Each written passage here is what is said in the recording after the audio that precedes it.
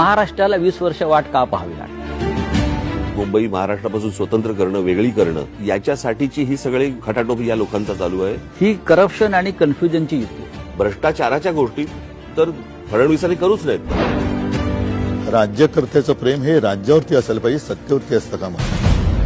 ही बसवलेली माणसं आहेत सगळी. ह्यातला बसलेला माणूस कोणीच नाही. आणि बसवलेला जो माणूस असतो ना, तो फक्त धन्याचा ऐकतो. मालक एक मुंबईकर म्हणून मी आज जेव्हा घरातनं बाहेर पडतो ना, खरं सांगू तर मला लाज वाटते. मुंबई खराब व्हायला एक काळ लोटला. पुढं ते बघणार नाही.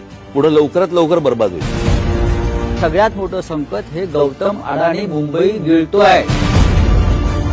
बाहेर पडलो तर जिथे मला 10 मिनिटं लागत होती तिथे आज मला 1 तास लागतो. काही गोष्टींकडे राजकीय पक्ष म्हणून न बघता मला असं वाटतं राज्य म्हणून पाहणं गरजेचं आहे. दुर्दैवाने मी असं म्हणेन की आजचे राज्यकर्ते हे मुंबईकर नाहीये.